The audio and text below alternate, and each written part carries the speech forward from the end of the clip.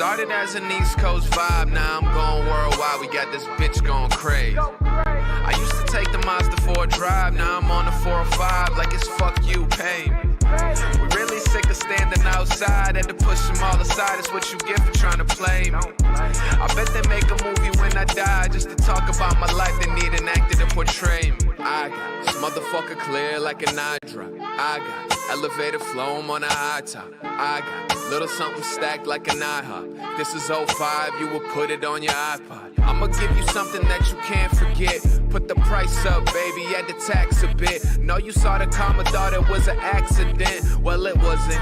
It's about time the kids buzzing. I'm trying to get a peek in the elevator. But if we talking peaks, I need mine like the Himalayas. I'm talking yay high, man. I never had a vertical limit. I ain't seen you put in work in a minute. I gotta put on for the family. That goes for every person that's in it. Used to scrape by working as a service attendant till I got more. Bitch, I ain't comfy. I need the top floor. Doing anything to get that spot for. Pop off. Started as an East Coast vibe, now I'm going worldwide. We got this bitch going crazy. I used to take the Mazda for a drive, now I'm on the 405 like it's fuck you, pay me.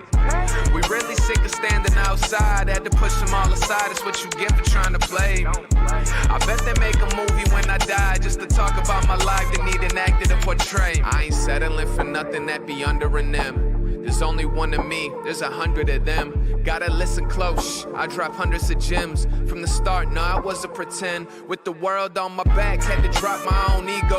Problems at the crib, we couldn't fix at Home Depot. That was on tilt, mom's off the vino. Room full of smoke like we lived in a casino. She know, day I moved out is when I opened my eyes. Looking for the truth like God show me a sign. I'm not religious or the holiest kind, but the blessings came to me when I opened my mind. I was running around the city, man, I knew I had to make some. Wasn't raised a thief, but if I had to, I would take some. Worked the Frito-Lay, I was writing on my break, son. Plotting on a record, waiting for the day we break one.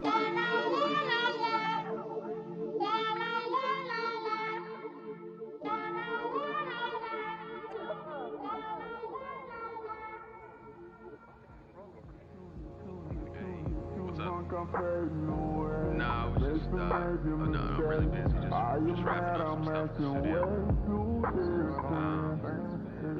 Yeah, everything's good. I mean, it's just been a lot of, like, settling in and whatnot. Yeah. I'm not really sure when I'm coming back. I don't have any plans of it right now. I need all the wins, yeah. Ain't no L's, I gotta get a no call to quits, yeah. Gotta keep on moving no matter how hard it gets, yeah. Better move out the way cause I'm coming with harder hits. My head is as hard as a brick, but I'm harder than all it is. You better move, you might get knocked out, knocked out. You better move, you might get knocked out, knocked out. You better move, you might get knocked out, knocked out. You better move, you might get knocked out, knocked out. My heart on my sleeve. Yo.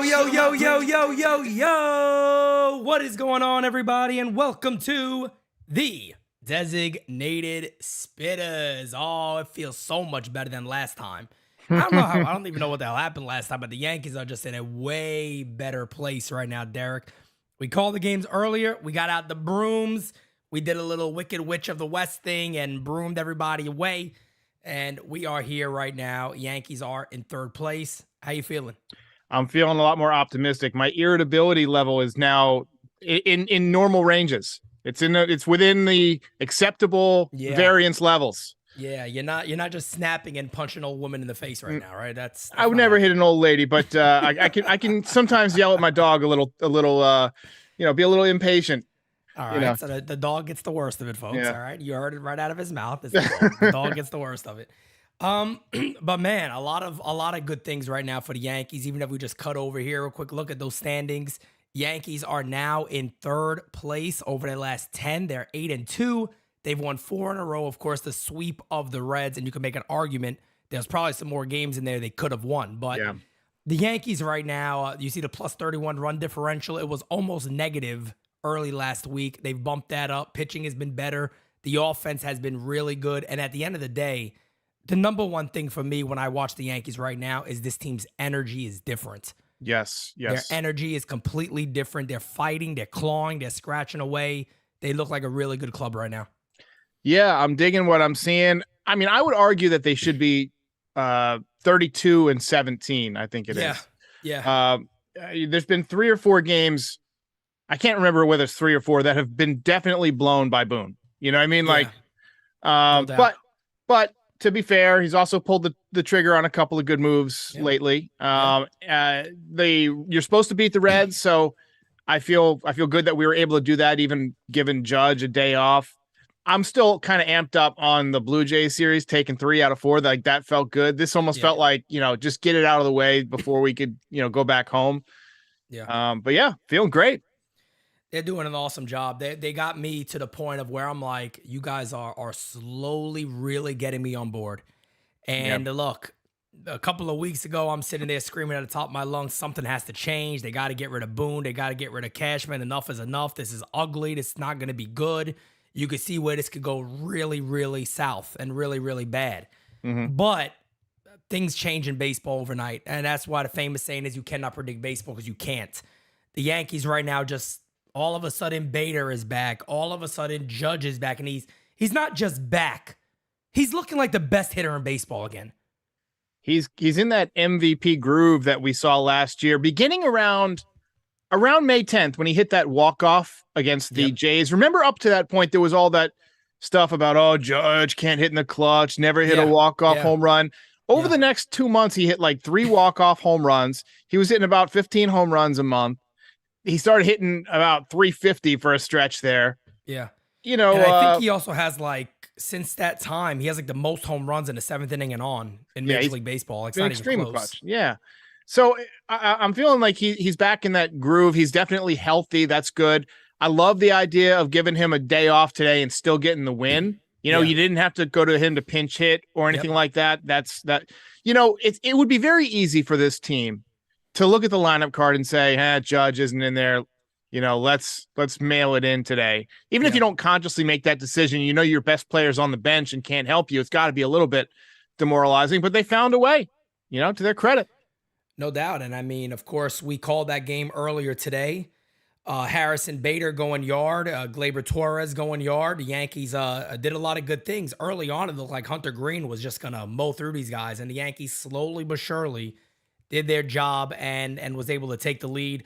The bullpen did his job. Of course, at the end there again, I don't know. I like Clay Holmes a lot, but I like Clay Holmes, the middle relief pitcher. I don't want to see Clay Holmes closing games. 100%. We had a little bit of a conversation regarding it, and I don't want to go too deep into trades, as I'm sure we're going to have many times this year to do that. But I still just feel like the Yankees really should rely on a lot of their guys they want to move to really shore up this bullpen a lot. Get a closer. Yeah. You mentioned somebody today, and I'm kind of up in arms about it, Diaz. I'm like, if you could figure out a way to grab this guy and bring him to New York, maybe him and Jake Fraley together, who knows? Just throwing shit to the wall. But man, oh man, Diaz is a guy that the Yankees really have to consider. It makes sense. I mean, it makes sense from a Yankees standpoint, but the Reds don't have any kind of chances of winning anytime soon. What do you need a closer for? They don't. They've got a valuable trade piece. Got the most. If I were them, I'd be looking at, okay, what do I have that I can move that can make this team good enough next year to compete with the Brewers? Maybe the Cardinals will be better. But right now, they're a last place team. You don't need a closer. He's 26. He's got a ton of value.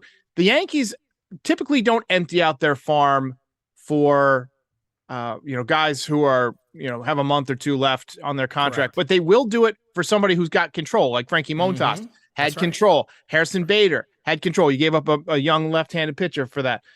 I could see, and it might not be Diaz, but someone of Diaz's ilk who's young, really solidifies the bullpen. But I liked what you said about Fraley, getting him attached to it. That would be an interesting move. He's very interesting. You shore up kill 2 birds with 1 stone, but what would it cost? I mean, that would be expensive. That's the main thing, is what would it cost? And we got our first super chat of the day. Epic Warrior says, this team is going to be much better without Hicks. Do you think the Yankees will eventually call up Dominguez in late July?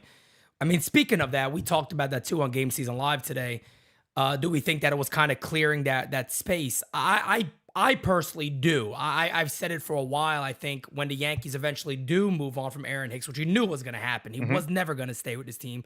It was a matter of when they do it, and they've made that move now. They're 2-0, since moving on from Hicks, if that even means anything. But I think it does open a lane. I don't think it's July. I think if anything, it'll be in August at some point that they would call up Dominguez. Yeah. But I think that's a real possibility. Jason Dominguez, by the way, guys, I know you look at his numbers and you're like, whoa, the average is bad. He's been a whole lot better as of late. And if he continues that progression, I could see the Yankees saying, yeah, let's go for this. Maybe giving the fans a little something and going, hey, there's no real trade out there. We believe in this kid like we do Volpe. I don't mind making him struggle for a little while. We think we're still good enough to do it. Let's go with him. Let's throw him out there. Yeah. Yeah. There's a deadline in August. I believe it's August 17th, after which, if you call somebody up, they don't get the full year service time. Right. If they go with Dominguez, because he's so young, that would be really the only time it would make sense. Unless he was absolutely ballistically hot, which he's not. He's playing well, not hitting for a high average, but the Yankees don't care about that. Hitting home runs, got 2 swings to work on, getting better every day in left field, getting reps in left field. Would not shock me one bit if he's the starting left fielder game 1 of the playoffs. Oh, no doubt. Wouldn't shock me at all. But speaking of the Yankees outfield, of course, these are the numbers right here on Aaron Judge. Since he returned from the IL on 5-9, is from Chris Kirshner. Let's see, 17 for 45, a 378 batting average, 13 runs scored, 3 doubles, 7 home runs, 18 RBIs, 11 walks, and 1 stolen base. This one right here, the stolen bags, I just wish he just doesn't ever do. Yeah. The Yankees are 9-3. Just the hell with the stolen bags. Don't do it. I don't want to see you sliding anywhere, Judge. You don't need to. It's not who you are. Just be the beast with the bat that you are. Drive into runs. Do what you're doing there, which is batshit crazy, to be honest. And again, it's the MVP level, again, of Aaron Judge. And you see the Yankees are just going along with him, right? They're 9-3 since his return. Yeah. He is the straw that stirs the drink, let's be honest. And they just need him on the field to stay healthy. Somebody asked me the other day, they said, Derek, what would you do? What would be your first moves if you were the Yankees GM? And my answer was I would release Hicks, but that's already taken care of. Next thing I would do is I would call Judge and Stanton into a office and say, all right, Giancarlo, don't run, and Judge, don't steal. Yep. You're not paying you guys to do either one of those things. Look out there at those seats that don't have any backs to them, those bleachers. We're paying you to hit the ball there. Focus on doing that. Damn right. Damn right. I'm right there with you, man. Those guys, as long as those guys are healthy, this team's going to be fine. I really, especially the offense. I said it before. Giancarlo Stanton could be Dick. He could literally be Dick all year and do nothing. Mm-hmm. As long as he's in that lineup, he makes everybody around him better. He is just that type of bat. And does that mean that I want him to bat 115? No, what I mean is that he doesn't, like Derek said, don't run, hit your homer every now and then, draw your walk every now and then. And that is really all we need from you. We don't need much else. Just be in that lineup. He's that one guy that I don't need him to play baseball. I don't want him to play baseball. Yeah, don't play baseball at all. You're in there to scare the shit out of pitchers and hit the ball as hard as you can. Get in the gym, stay ripped, and just mash baseballs. I was about to say, man, go max out every day. Get bigger, We want you to get bigger, damn it. That's your goal. We're not going to count it unless it goes 470 from now on. Right. It doesn't mean shit. Unless that pitcher, takes a time out to go take a shit in the dugout. Yeah. It's not working. So get as big as you need to. Super chat right there from Ronnie. He says, imagine Dominguez comes up and has the same impact Yasiel Puig had with the Dodgers in 2013. You never know. I mean, Derek it could happen. Said it, right? It's you happened. Said it earlier. He might have one of those things when he comes up and hits 7 home runs in a couple of weeks. Yeah. So in case you missed the show today, this is just a discussion. This is a hypothesis I have. Just given what we've seen from Jason Dominguez, both in the minor leagues and in spring training, he's a guy who doesn't go out of the zone. He won't swing at garbage, right? He looks for his pitch and he rakes. And when he gets called up eventually, major league pitchers are going to challenge him. They're going to throw him fastballs. They're going to find out real quick if he can hit a fastball. And they're going to find out real quick he can. I think he's one of those candidates to have one of those unbelievable stretches when you first call somebody up, which is great because it's going to give him some confidence. But yeah, that's just kind of my prediction for him, just because of the type of hitter he is. No doubt. Joseph Gonzalez says, Jorge Soler went deep again today for Miami. If the Yankees still need a left field option, he's a good target. There's actually a couple of them out there, but I really hope what the Yankees end up doing, and I'm going to switch over to our next topic today, and that is, of course, Luis Severino, is I want the Yankees to focus a little bit on pitching too. Maybe they rely a little heavily on the minor league system and go, you know what? Wells is there. We can find a spot for him potentially. Jason Dominguez. There's some options there, but I need the Yankees to shore up that bullpen. We've already mentioned a lot of the names. Bednar, you mentioned Dylan Floro the other day. We talked about Diaz. There's a lot of good pieces out there for the Yankees to make a move. But Luis Severino, you talk about a piece that should really help the Yankees. Today, 4 2/3 innings pitched, 4 hits, 1 earned run, 5 strikeouts, and 1 walk. And I tell you what, towards the end of that game, Derek, he looked better than he did early in the game. He was getting better the more tired he got and the more he pitched. And he was visibly pissed when the Yankees took him out of that game, because I think he was really feeling it. Yeah, I'm going to push back on one of the words you used. I don't think he was really even getting that tired. I think he was getting better the more loose he got and the more comfortable he got. So when you haven't pitched for a while, a lot of especially at the major league level, a lot of times the first inning or two, you can be kind of nibbling, just kind of thinking, all right, placing the ball rather than just being free and throwing. We've seen a lot of guys do that when they first come back. The first inning sometimes can be kind of rough. But Severino looked like he was, when he just feeling for it a little bit in the first couple of innings. But by the third inning, I'd say, you were seeing 98 at the top of the zone with a nasty slider. The changeup was one of the most wicked pitches I've seen from him. Phenomenal. So good stuff. Again, got to stay healthy. But when he's in there, we know he's going to bring that ace level stuff. Yeah. And guys, we got basically one more topic that we want to discuss. And then if you guys want to throw your questions in there, we'll answer them. We're only going to go about 30 minutes today. So throw them in there. We'll start answering some of those questions. But the next thing I want to bring up is this tweet from my friend Mario Gomez. And yeah, he's right. We haven't seen anything yet. We already talked about Big G. And then my guy, we need Carlos back, man. I am so hyped about getting this guy in the mound for the Yankees, because I really think he could mean that much to making this team maybe a contender to be a legitimate World Series threat.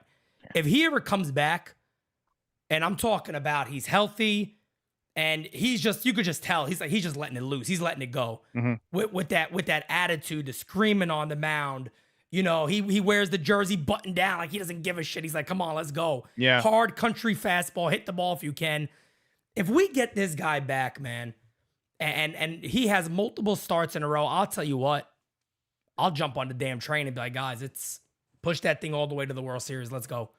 Like, that rotation is just stupid good if that's the case. So he went to high school kind of near where I live. He went to college at NC State. I know some of the same people as him. I've never met him, but they tell me he's just when he's pitching, the word I've heard more than once, and it's an odd word, is cocksure. Okay, for some reason I think this is good. Yeah, this is so good. What it's does a the good word mean? I had to look it up. I just Right. assumed it meant like he's, he a dog. It means almost arrogantly confident, which is a good trait, I think, to have as a pitcher, especially in New York, where it's just kind of like the crowd can give you a tough time or whatever. Cocksure. I'm looking forward to seeing him with one of those 10, 11 strikeout games and the crowd going absolutely berserk. Do you remember a couple of years ago, it was a Friday night, he matched up with Jordan Montgomery, and he threw 8 shutout innings in Jordan Montgomery. 14 strikeouts, something like that. Was it the one against the Yankees? Yeah. He dominated them. I remember thinking, man, we got to get this guy on the team. Yeah, facts. I like everything about his pro. I'm very big into kind of, I know what you see isn't always the picture, but when I watch Carlos Rodon a lot pitch, and I just see somebody that the Yankees need. He reminds me of a big ass bulldog. Yeah. And it's like the bulldog is barking, but if that thing gets off the leash, he's gonna fuck you up. Yeah. Like, you better run. Like, if this dude gets off the leash, he's gonna fuck you up bad. And that's what I get when I see him. I see a guy that goes out there on a mound and looks at the other team and goes, today you're fucked. You got no hope. Yeah. Like, when I'm on this mound, you got no fucking hope. I like that attitude. I love that attitude. Garrett Cole's a little more, I'm just good. Yeah. You know what I mean? And I'm just going to go out there and do my thing. Rodon's a little more cocky. Luis Severino's kind of the same, has that same similar mindset. Like, if I'm on, you're fucked. Yeah. No chance. Guys, we're 46 likes away from 100. Smack that like button. But things are looking up, man. I'm excited. If we pull into this real quickly and look at the Yankees' remaining schedule for the month of May, which just flew by, in my opinion, we got 3 against the Orioles at home, 3 against the Padres at home, a very cool series, and then the Yankees head out on the West Coast to face the Mariners. How do you think the Yankees finish this one out? So I'm hoping for 2 out of 3 from Baltimore and 2 out of 3 from the Padres. You know, if you win 4 out of 6 on this homestand, I think that's a good homestand. Yep. I'm not going to lie. Seattle, I feel like is going to be, even though they're not having a great year, they just always seem to play the Yankees really tough in Seattle. And if we end up lining up with Castillo, the Yankees can't hit Castillo. We saw a few chances last year and they did nothing against him.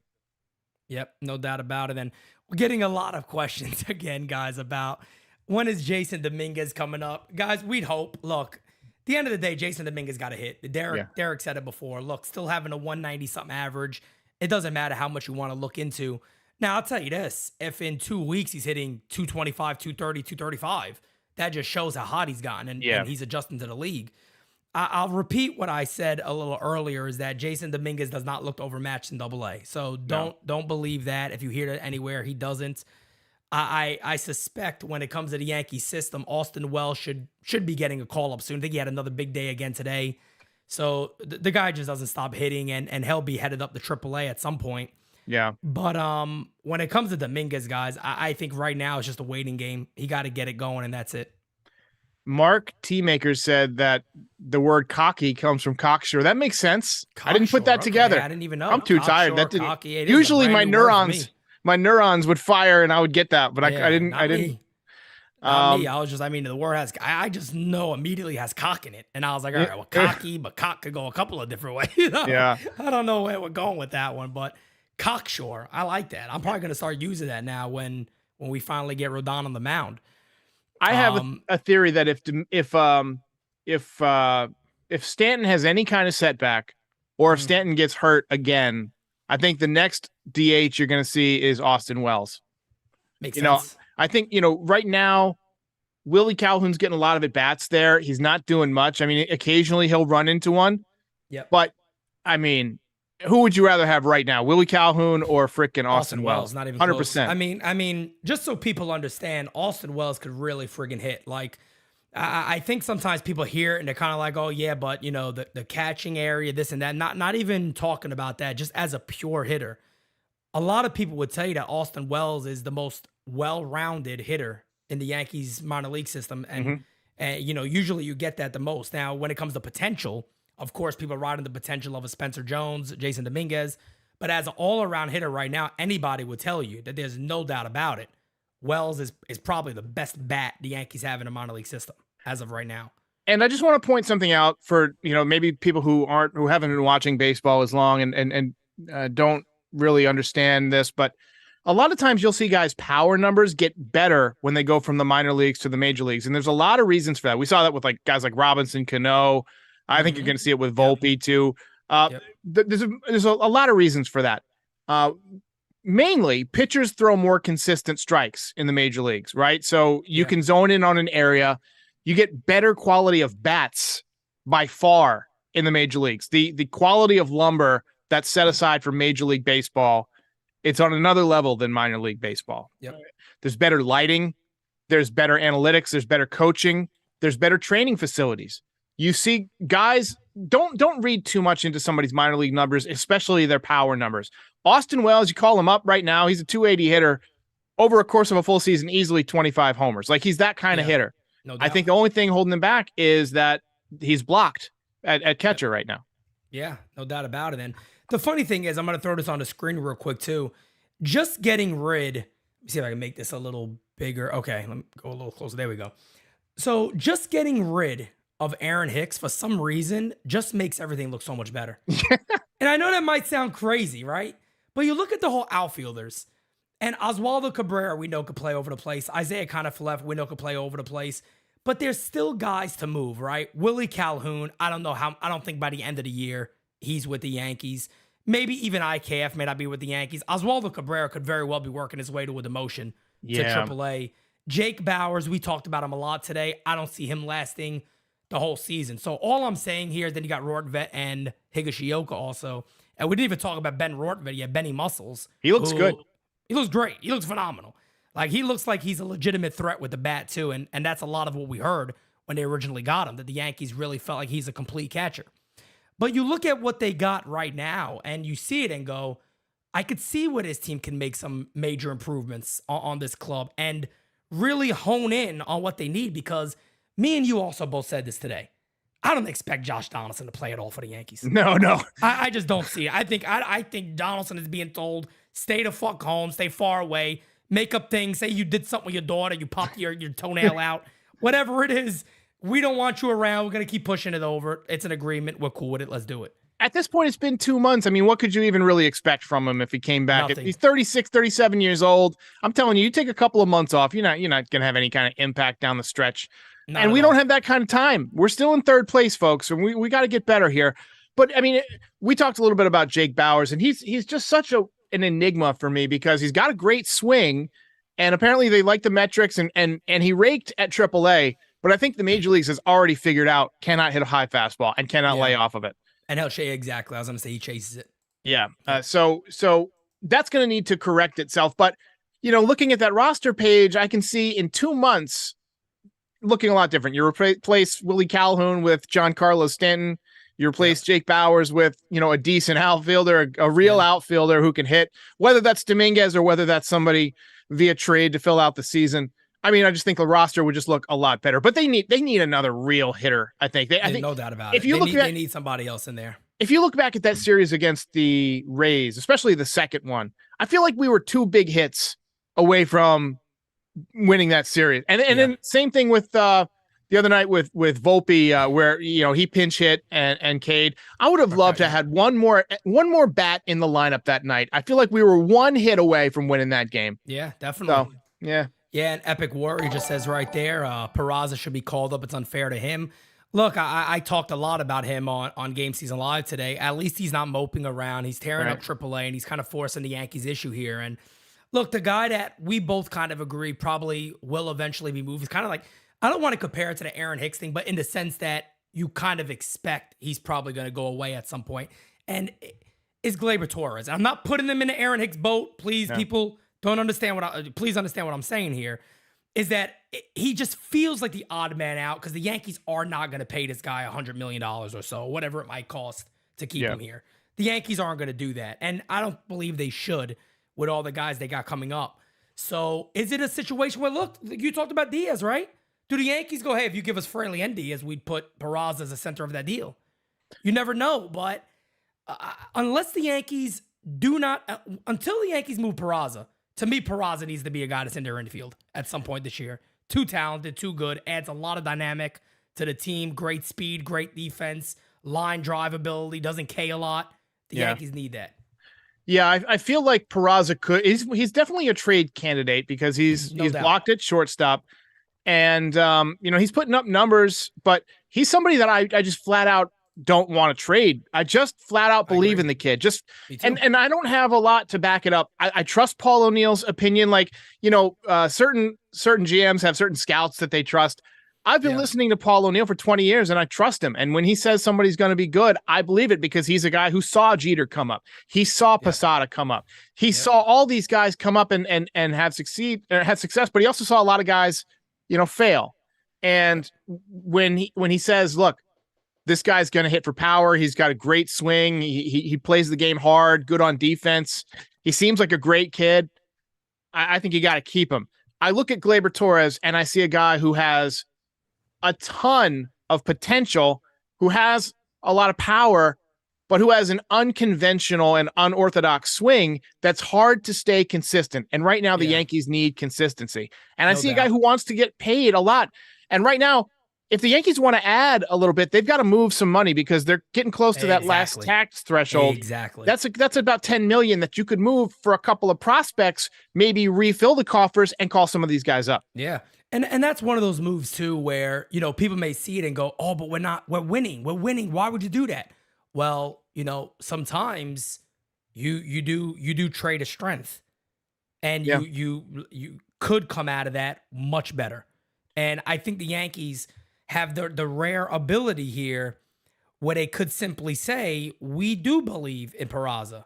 And, Hal Steinbrenner said it multiple times. He believes that will be the future up the middle is Peraza and Volpe. He said that, I think 3 times I counted it now, that he specifically mentioned Peraza and Volpe will be in the infield up the middle, maybe the left side, who knows what it is.